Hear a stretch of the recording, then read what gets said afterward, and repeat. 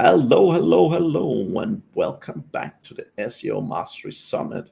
So this time around, we're here with Nevena from Outreach Mama, and she is going to talk to us a little bit today. She have a very interesting presentation where we'll talk about some of the core aspects that we can do in terms of really making sure that um, when you have when you're doing SEO, that you have a good ability to adapt sort of with a personalized approach, really in these times of mass automation, right? Because at the moment there's a lot of stuff coming out with AI. There's a lot of stuff, around link building as well, a ton of automation. So she'll go through us with us today to basically talk to us, share some of her experiences and some of the things we can learn. So looking forward to that very much.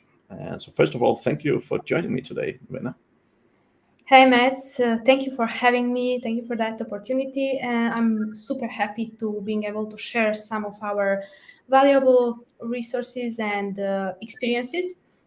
And one short and small disclaimer before I even start, like there's nothing wrong about technology and everything, but we all should really be very careful how we use it in our everyday processes and how not to lose the touch with human emotions and relations with our clients.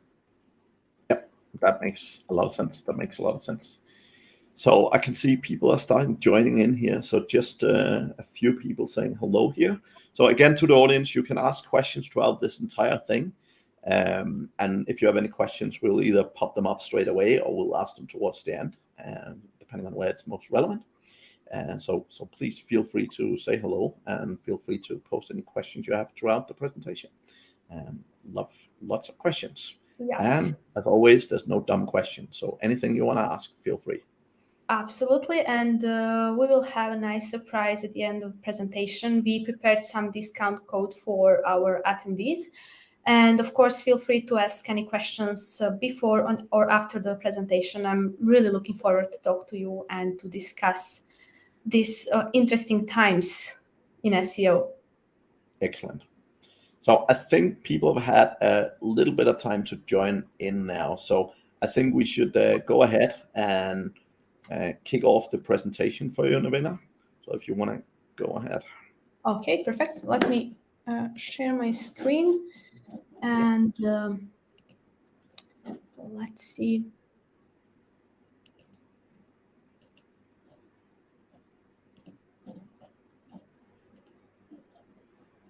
Let's do this.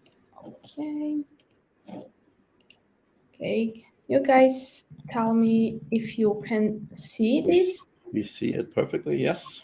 Okay, perfect. So let's start. As Matt announced, like today we are going to talk about the personalized approach in SEO and why is it important to not lose touch with humans on the other side of the screens and how to maintain a proper conversation in order to get right inputs and then provide the service that people expect from you. So when we started, it was a pure link building agency and it was not enough to provide a high quality service today. And then the team decided to expand. We decided to expand services and everything just for the sake to provide better quality services in SEO as a whole. So that was our biggest challenge, like how to expand worldwide, like we did with link building, and still succeed in maintaining a long-term relationship, a nice conversation and everything. So before I start talking about the values that we got and provided, I will also talk about the biggest pitfalls that we faced throughout the growth. So I really hope, guys, that you will have a lot of value to get from these, and you will know how to avoid some traps that we were faced with during our growth. So maybe it sounds different, obvious, but different time zones sometimes can really be a big problem, not only within the team, but also with working with clients. So this is where automated tools and stuff really helped us a lot, communicate clearly, knowing how not to miss any kinds of important meetings and stuff, but also knowing how to approach clients. And maybe it sounds a little tricky here, or maybe too obvious, but it's very important to take care about when our people from the other part of the earth will not work, if they are holidays or something. Those things seems like not that important, but it is very much, because that's how you show that you actually care about them and you really treat them as humans. Another problem that, from the business perspective, one of the most important is the lack of understanding of KPIs. Of course, not on our side in the company, but on the side of our clients. Sometimes it's really hard to communicate when your clients think and believe that they know that they set up everything right on their website and that they are measuring everything correctly in Google Analytics.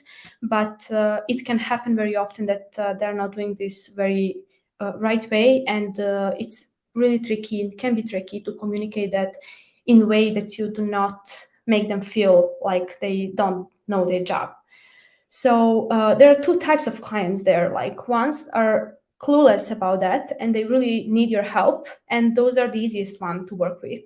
And another ones are those people who have in-house team and people who get paid for their services, but they still need a lot of help on how to make it properly, because the better understanding of KPIs, like what really sells on website, how to put it properly, where those CTA buttons should be placed, those things sometimes decide how much money you are going to earn through SEO. And this is very important for our work as well. So that's why it's one of the biggest problems in our work before we even start. And the third part would be communication barriers, also from our client side, because sometimes people do not feel really confident talking in English, especially on calls. So we really try to identify that and not to push people going on calls if they really feel bad talking in English, because they think it's not good enough. But sometimes for us, it's not really important. It's only important to get the right input of data. So it's more than enough for us to start working on the website, improving content, whatever the matter of the business is. But here it's really important to know how to understand the emotion on the other side, because that decides the whole experience the clients have. And that's why we put it here, like, do not underestimate their emotions and do not look at this only as a pure business, because it's not. People feel bad and they will probably forget to share something important, and so on and so forth. So basically what we do, we really try to maintain a high quality and detailed conversation through emails. We give them some time, we are patient, and just for the sake of making them more confident and confident enough to get on call one time, and then we can actually communicate other things like normally. Cultural differences are also important, because some people, for example, do not work on Friday, and we need to know that. We need to know that before they even tell us, because this is another sign that we really care about people and we really care about their values. So all of those things might not be looking, and maybe does not sound as pure SEO pitfall, but it's so important and so crucial for our work that it could decide whether we fail or succeed in business and the whole scaling process. So never underestimate those things. So when we decided to expand our services, we had to expand our team, and this is where automated tools and processes come in place. Here it was very important to not take all of the available tools available nowadays, which is super easy, and we saw many people trying to do that, especially on freelance side, because what people believe is that when you pay a lot for something, you expect that thing to work for you, which is absolutely not true. And another thing that's really important is to get the chance to listen to your employees and see what works for them. what really makes their job easy and simple, and what makes them more productive. So this is how we chose our tech stack, and that's how we actually form the scope of services, not only based on what client needs, but also what we can take in the best possible way, so we actually improve our quality of service. Those are 5 time-saving automations that it's probably impossible to work without today, no matter if you're an agency or a freelancer. Those are things that so many tools can do for you today. But again, it's really important that you do this right way and you choose and pick a tool that can do the job for you, that in a way that you like it, you feel it like friendly, and so on.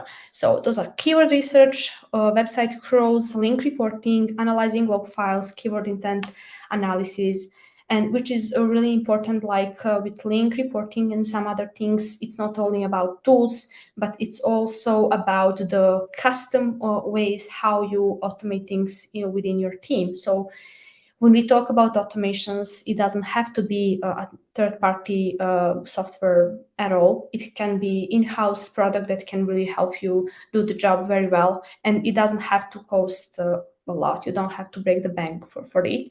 So that's why it's crucial to understand your team's need, to understand their possibilities, their talents, and what motivates them to improve things in-house. As you can see, like, it might sound like it all does the work for you, but it's not really the case. And that's why we tried to understand how to make a great proper tech stack that our clients can enjoy with us, throughout the processes that we made for them. It's very important also to understand that automation can be a huge trap in terms of not only paying for them, but also losing a lot of time understanding how things work. So if you try to pick 3 tools that do a keyword research for you and you spend a month understanding how each of them work, you actually lose a lot of time.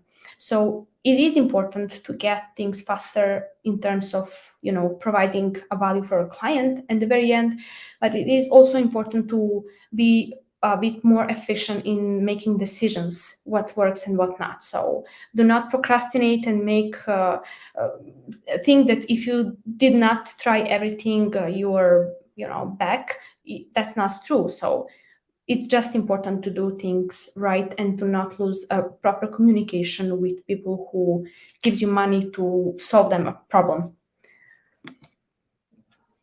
So what makes us really efficient is sticking with things that never change. So those are basic principles of marketing and psychology that definitely have in place one thing, and this is emotions that humans have. So we always keep aware of that people on the other side of screens are still people, and those people will definitely have problems that sometimes they either are not aware of or they are aware of, but they don't know how to solve it out.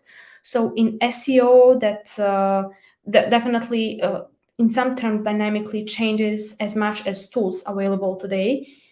It's very important to be able to understand what your clients know and what not, and how to be able to efficiently address that and how to communicate afterwards.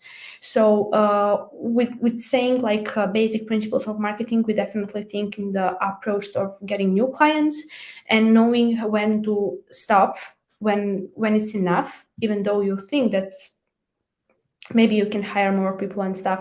It's very important to understand that proper communication with them should always be our priority number 1. So this is how we do things differently. So the proper way of choosing what we can do for our clients is the most important thing today, for example. So we always, on intake calls, do in-depth analysis of business model, and afterwards we always do the in-depth research of that niche just to make sure that those are not any kinds of restrictions, if there are possible penalties that client may suffer if they break some rules or they do not respect guidelines from, for example, from Google. It's very, very important to understand the current SEO knowledge of a client so we know on which level we can actually talk to them. And also getting to know the team who will be working with us in the following period, because SEO is a long-term game. We have never ever promised fast results, instant results. It's probably impossible to do. So this is how we actually approach our clients. Like, this is the process, and in this process, we always make sure that we really get to know the people that we will be working on in that following period. And one of the things that we have also stated here is white label link building tactics, because this is how we started and we are kind of emotionally attached to that service, and we definitely make sure that that stays on the high level as it always been. This is some really nice word from some of our clients. I picked only two of them, but you can definitely see more on our landing page that we will be sharing with you today. So those are services that we actually broke down, as it was much easier to communicate with our future and existing clients. Some people definitely don't need any kind of a technical work in terms of improvement, but they do need the content analysis and they will need the content roadmap. Other people definitely need detailed link research potentials, and they do not need content, for example. So that's how we actually broke down those services in 4 parts, so we are sure that we can always customize our packages and solutions for the best results. So now I'm really open to hear your thoughts, and I'd like to hear any questions that you might have. Yeah, sounds good. So yeah, just a couple of things for me for sure. So I think particularly in terms of what you mentioned in terms of like automation, right? I think two things I see people missing to automate is always like reporting or reporting follow-up. So very often, and CRMs can sometimes help, but I see a lot of agencies that just don't follow up on a regular basis with the clients. I see a lot of agencies that, they're like, oh yeah, I have to remember to do this, I forgot to do this, and like just sort of simple to do tasks. And they either don't have a project management tool that handles it, or it's definitely something that they can do differently. So I think definitely reporting in itself is big. The other thing was your point about not testing every tool. So I love that one as well. I think, again, like most SEOs are in a community, right? So that means that, start out by actually hearing what other people are saying, what other people think, because again, if there's 1,000 keyword research tools out there, you definitely don't want to test them all. So yeah, like listening to what people around you saying and then test out 1, 2, or 3 is often enough, right? I see there's a couple of areas where CSEOs make this mistake consistently. They always think everything is about making the right decision. But the thing is, like, all of these tools can get you there in general, right? So like I see people do it with project management tools.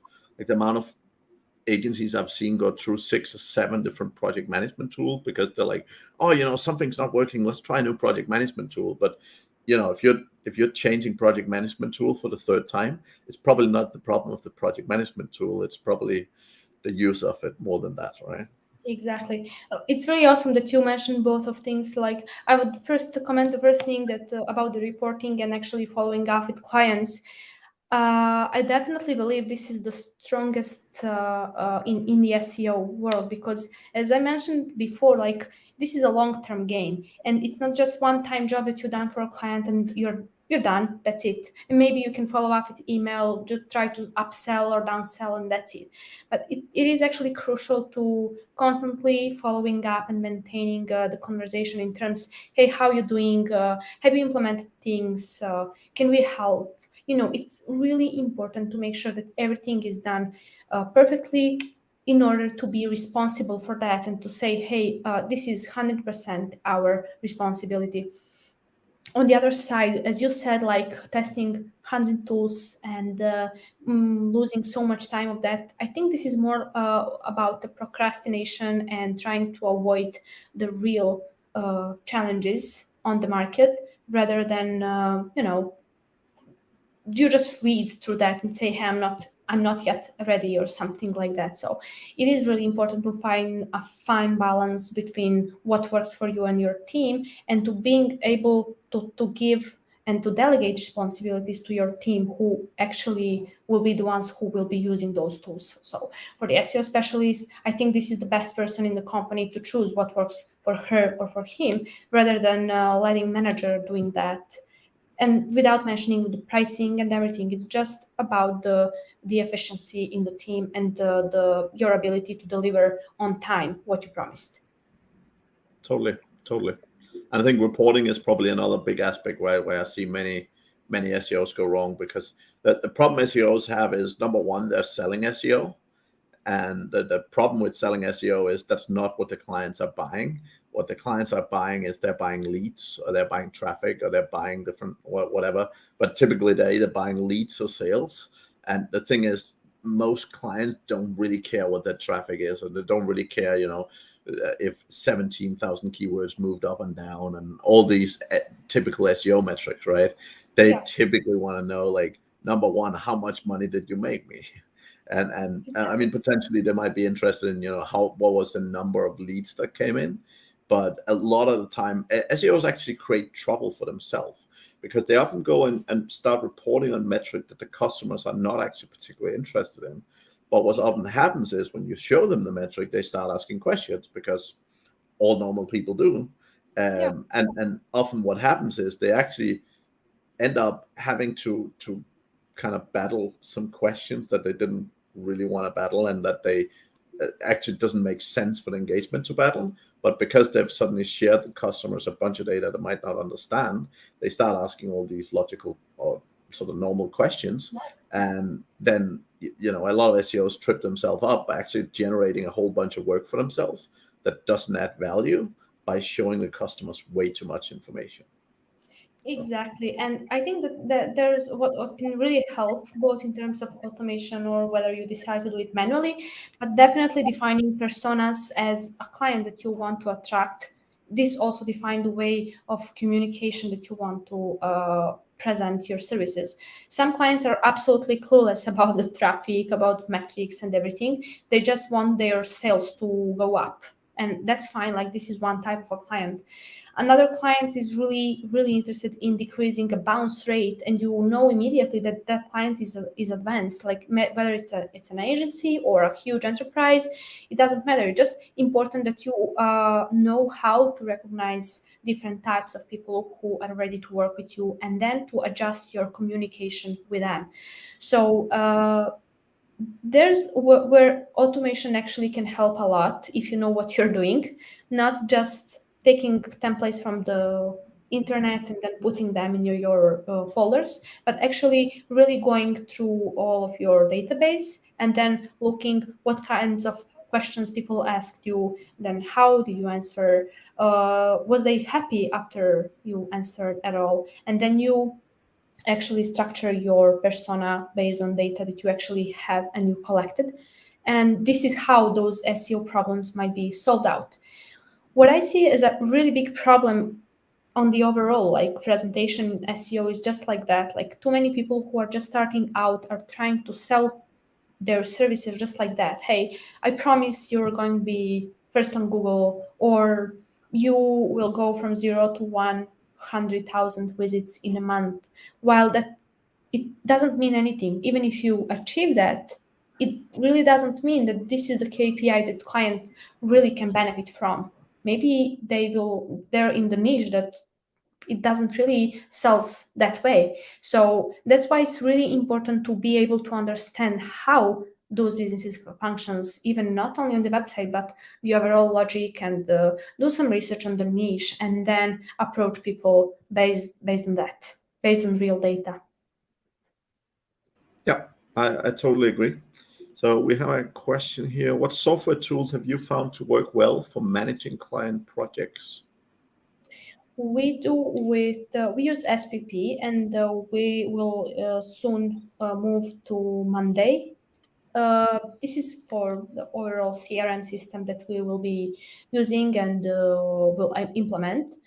Uh, that's the one that really we found the most friendly, considering what we really work and how we track productivity within the team, and invoicing and everything looks so much friendly. So that will be the our go-to solution in the near future.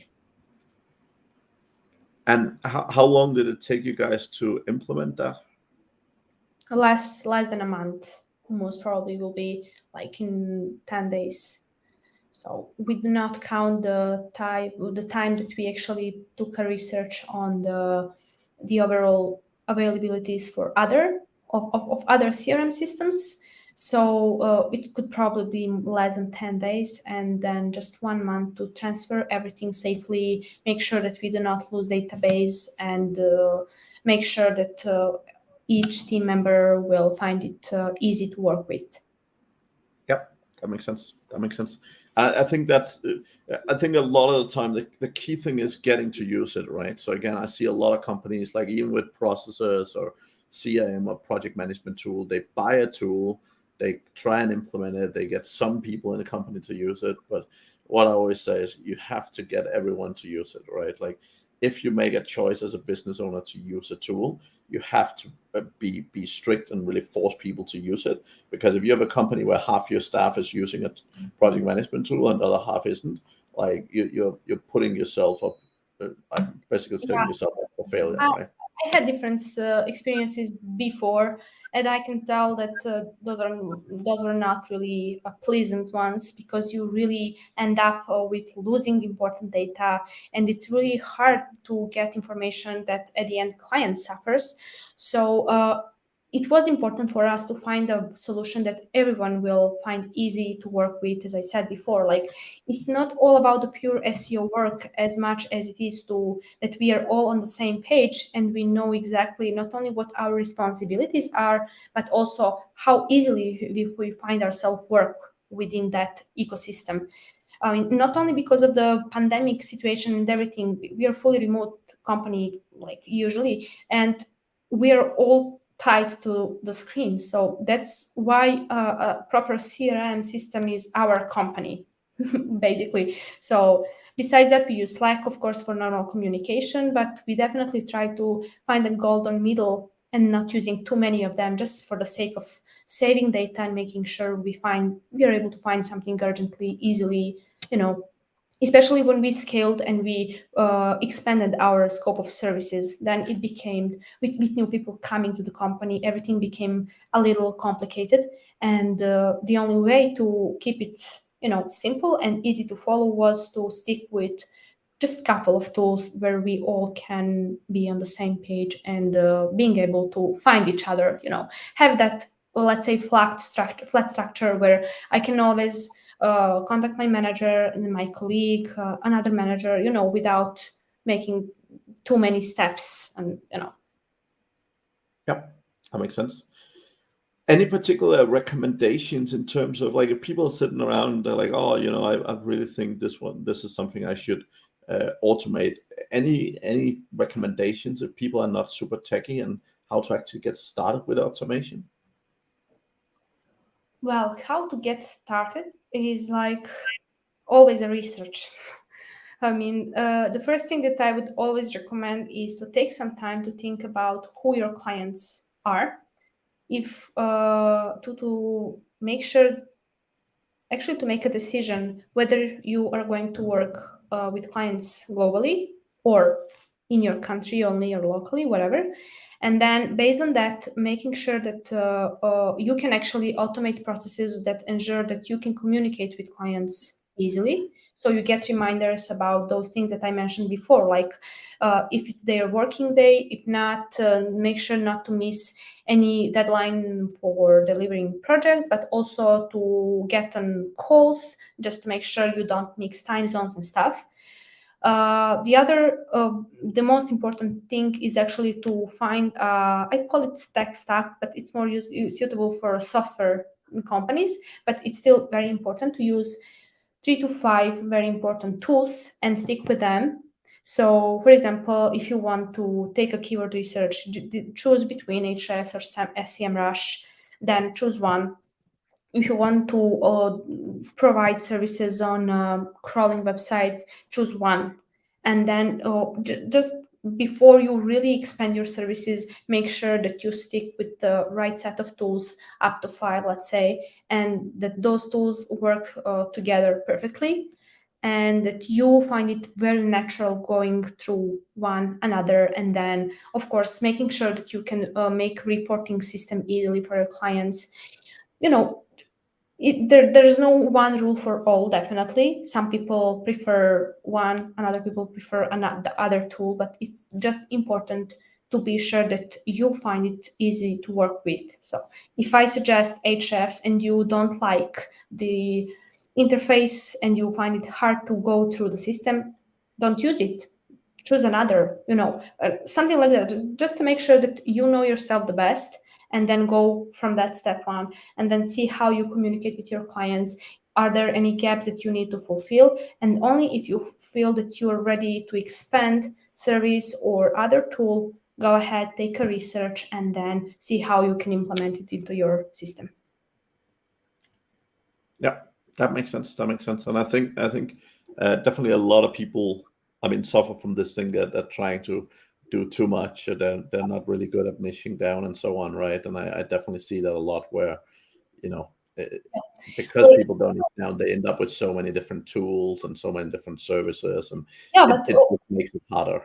That's right. But for example, if we talk about the complete beginners and people who are just starting out with their junior SEO specialist, what you have to have is you have to know how to go through Google Analytics. You need to know how to use Google Search Console, Google Drive to storing all the information, and maybe one crawling tool that suits you the best. There are a couple of them available nowadays.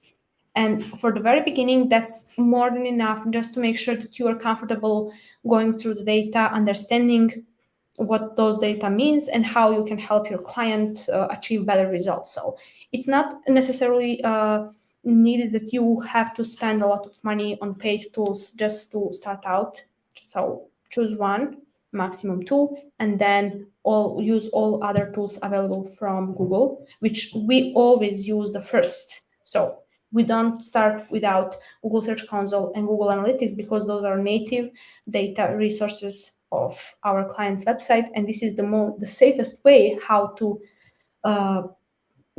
address potential problems or gaps or something that we need to solve out. Yeah. Also, I'm sorry for interrupting you. There are a couple of great extensions that you can also explore to, addressing if there are missing meta descriptions, title tags and stuff that you can really benefit from. So take a research, take some time to see what works the best, and then based on that, start working.